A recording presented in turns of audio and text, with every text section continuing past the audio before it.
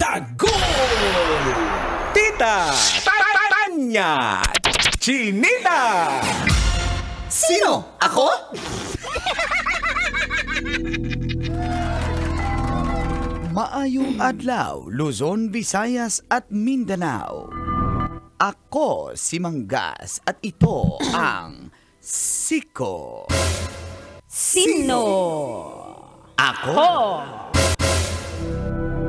Mas ka natatawa? Trending ngayon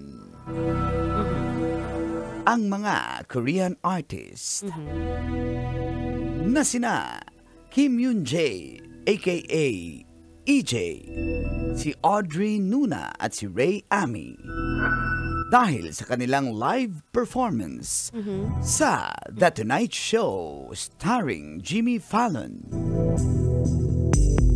Isang araw pa lang mula nang maipost ang kanilang pagtanghal sa nasabing TV show, pumalo na sa 9.5 million views ang kanilang live performance sa kantang Golden. Ang Golden ay naging soundtrack sa K-pop Demon Hunters na mapapanood sa Netflix. Alam yan ng mga kabataan ngayon. Kami? Oo naman. Hahay. Mga Gen Z. Na mga karakter na sina Rumi, Mira at Zoe, binigyan nila ng buhay. Dati-rati na si EJ, sumali at naging trainee ng SM Entertainment. Subalit, hindi siya nakuha at hindi natupad ang kanyang pangarap na sa loob ng 10 taong pagtitrain. Kung kaya't lumuwas na lang siya sa Amerika at doon siya nag-aral. Naging songwriter at record producer. Naging kabilang siya sa pagsulat ng kanta ng K-pop Demon Hunters at isa na ang Golden, na ngayon ay naging #1 sa Billboard Hot 100. Kabisyo, anong leksyon ang natutunan nyo kay EJ? May quiz? Meron. Okay. Sino? Ako? Kailangan pa bang i-memorize yan? JBC. Okay. Siyempre ako nagturo dyan sa Idea batang mo, yan. sagot mo. Anong natutunan mo? Ako nagturo dyan sa batang yan. Anong tinuro mo? Magsulat at ng kanta, mag-produce. Ganito yan. Through the initiative. Through the of Bangkanon. initiative. Okay, anong natutunan mo sa initiative mo? Natutunan ko nga na ang galing ng mga K-pop na yan. Oo. Kalaban nila yung Demon at yung Hunter. Oo. Ang galing. Ang galing talaga. Mali! Ha? Kalaban nila yung Demon. Demon Halata Hunter si nga. Makanor. Halata Halata Makanor. na wala namang Makanor, ambag magre-review ka. May chat GPT naman. Oo nga, nakalimutan ko. Sorry. Wala Yan, ka chinat GPT ko na K-pop Demon Hunter. Please Nanghahunt sila ng demon. please edit the demon. Oy. Chat GPT pala to.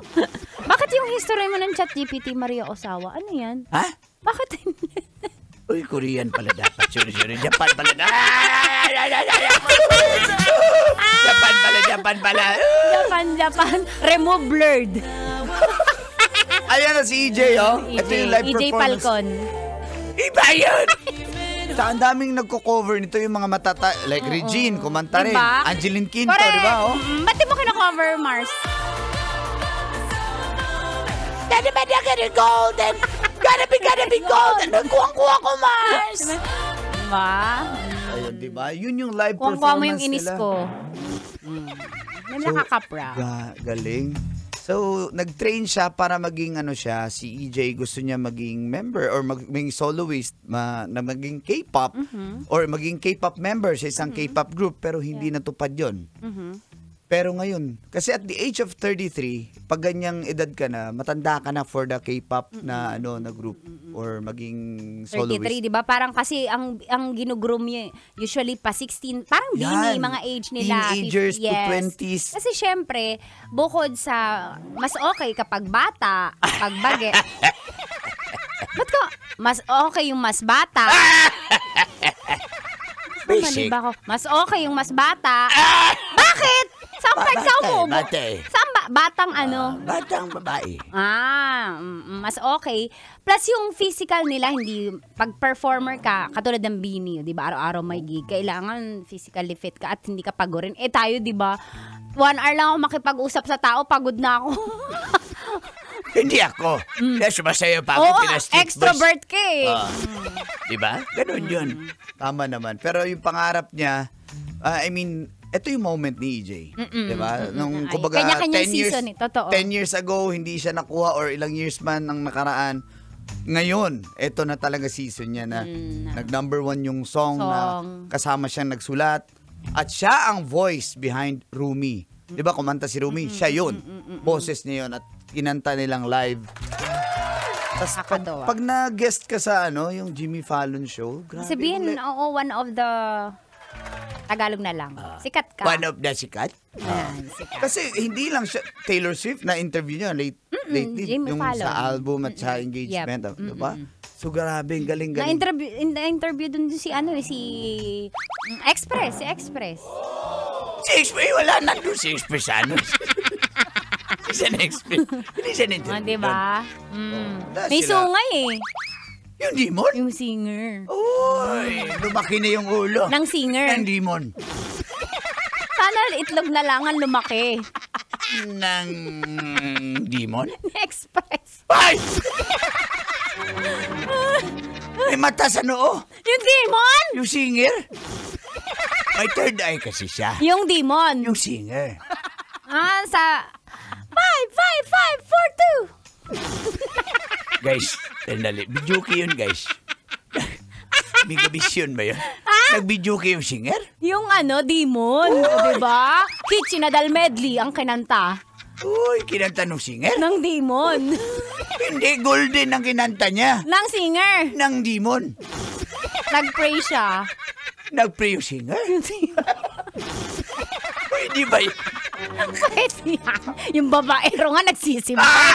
Ano kaya natin si Derek Phil? Derek Phil. Bakit pag babaero si Derek Phil yung binabati mo? Hindi yung nagsisimba. Bakit nandun ka? Derek Phil Cruz, Magtonet, good morning. Wala naman ako sinabi ko. Sir Dennis, good morning sa inyo dyan. Kaya talaga, dadamay mo na naman. Pero nakakatakot yung mukha. Yung ng demon? Ng singer? Galit Hindi, na. yung demon. Yung singer. Baka nagpa-veneers ng ngipin. Uy, yung singer? Yung demon. Sabi niya, thank you po sa mga pumunta sa concert ko. Thank you everyone. Thank you, Araneta! Sabi ng singer? Sabi ng demon. Binasbasan ni Father eh. Yung demon? Yung singer. Bininyagan eh. Yung singer? Yung demon. Nag-convert na siya. Yung singer. Yung demon. Ay, wow. Di best friends na sila ni Pastor. Yung singer? Ayan! May demon? Singer. Ganun. Ako yung tinuturo mo. Tawa. Hanggang nga sabi po tayo mga kabisyo. Dito yan sa stasyong number 1. Ito po ang 90.7 Love Radio! Kailangan mo bang i-memorize yan? Basic!